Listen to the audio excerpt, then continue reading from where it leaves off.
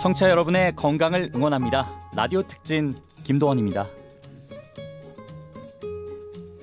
질병관리본부가 작년 돌연사 사망자를 분석해본 결과 40, 50대가 될 때 이전 연령대에 비해 사망자가 크게 늘었다고 합니다.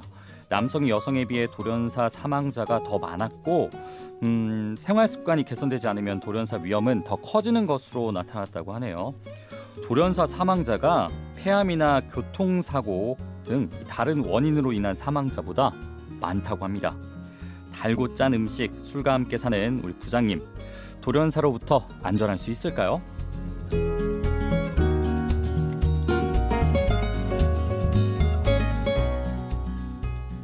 네, 라디오 특진 오늘도 가정의학과 전문의 황혜연 의학박사님과 함께하겠습니다. 안녕하세요. 안녕하세요. 네, 지난 시간부터 저희가 이제 맹윤아 씨 이야기를 하면서 돌연사에 대해서 알아보고 있습니다. 예. 돌연사 사실 뭐 중년층의 경우에도 사망자가 계속해서 늘어나고 있다고 해요. 그리고 보니까 남성이 여성보다 많고 40, 50대가 되면 위험이 커진다고 하는데 일단 왜일까요? 그 일반적인 질환도 마찬가지겠지만 남성은 아무래도 음주, 흡연 그리고 스트레스 같은 건강 위험 인자에 많이 노출이 되죠. 그렇죠. 또 중년 남성들 경우에 문제가 있어도 우리나라 남자들 그렇지 않습니까? 문제가 있어도 남한테 얘기 안 하고 혼자 속으로 삭힌단 말이에요. 네. 스트레스 쌓이고 40, 50대가 되면 또 면역력도 감소하기 시작하고 육체적으로 노쇠기에 진입해서 육체적인 복원력도 많이 떨어지기 때문입니다. 맞습니다. 특히 이렇게 주로 경제활동을 하는 40, 50대 분들 같은 경우는 갑작스럽게 이렇게 돌연사를 할 경우에 가족들에게는 정말 큰 충격이 아닐까 싶습니다. 아무래도 보통 이제 40, 50대 남성 직장인들 경우에는 여성보다 이제 술, 담배도 많이 하고 그렇기 때문일 것 같은데 생활 습관부터 좀 고쳐야 하지 않을까요? 그렇습니다. 네. 허혈성 심장 질환뿐 아니고 네. 뇌질환, 폐질환, 대동맥 질환 같이 그 돌연사를 일으킬 수 있는 그런 질환들을 예방하기 위해서는 당연히 금연을 해야 되고 알맞은 운동을 해서 적절한 체중을 유지하고 피할 수 없는 스트레스 뭐 피할 수 없으면 당해야지만 잘 해소하는 방법을 강구해서 정신적인 건강도 유지해야 되겠죠. 그렇죠. 네. 흡연은 정말 새해를 맞이해서 끊는 것이 모두를 위해 좋을 것 같아요. 건강하지 않은 식습관도 문제일 텐데 어떤 음식들을 좀 피해야 될까요?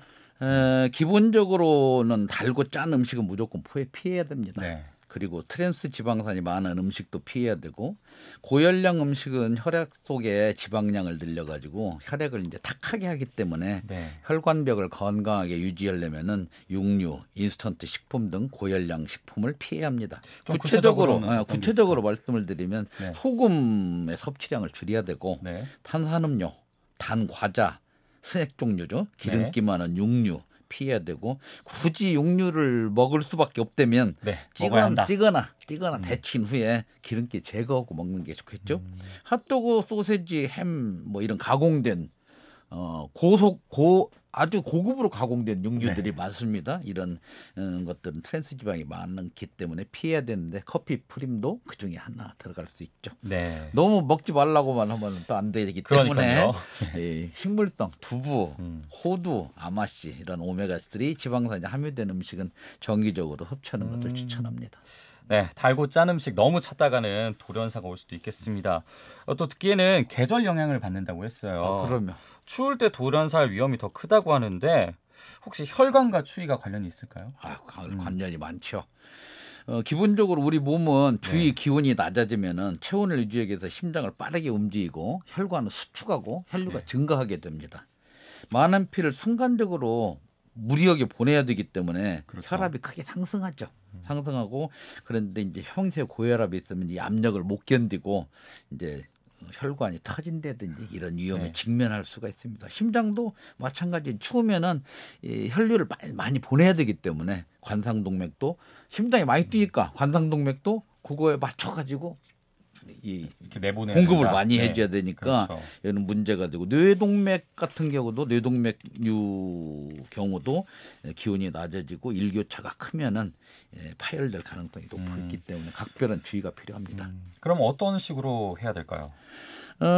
우선 체온 변화를 최소화할 수 있게 옷을 따뜻하게 입고 나가고 나갈 때 겉옷이라도 좀 챙겨 나가고 그다음에 역기를 든다든지 팔굽혀펴기, 철봉 운동처럼 순간적으로 과도한 이건 뭐 짐 드는 것도 마찬가지입니다. 무거운 짐을 이렇게 든다고 하지 말라는 거죠. 그러면 네. 트렁크 같은 데서 꺼내가지고 짐 들을 때 많지 않습니까? 네. 시장 보고 와서 이런 것들을 갑자기 하면 뇌출이나 심장질환 발생의 가능성이 높습니다. 사실 40, 50대 직장인분들 같은 경우는 뭐 이렇게 식습관 다 문제긴 하지만 운동은 너무 못하는 것 같아요.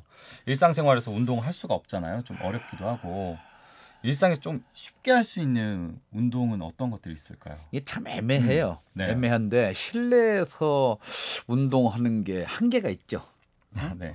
물론 집에 운동 기구가 있으면 좋은데 그렇지 못할 경우에는 그냥 맨손 체조 뭐 이런 정도인데 특별히 할 수 있다면 이제 우리의 그 정맥 혈관을 네. 좀 탄력에 도움을 주기 위해서 발목을 움직이고 네.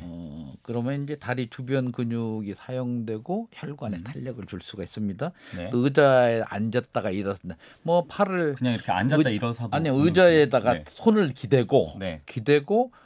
의자는 뒤로 좀 빼고 앉았다 일어섰다 하는 운동 그런 것들도 있고 그다음에 어깨 넓이로 팔을 벌리고 발꿈치를 들었다 내렸다 하는 운동도 도움이 됩니다. 또 한 가지는 어깨 너비로 이제 발을 벌리고 팔을 쭉 편 다음에 무릎 높이까지 엉덩이를 쭉 낮췄다가 일어서는 운동 이런 것들을 실내에서 할 수가 있죠. 또 1년에 한 번 정도는 건강검진하는 것도 좋을 것 같습니다. 예.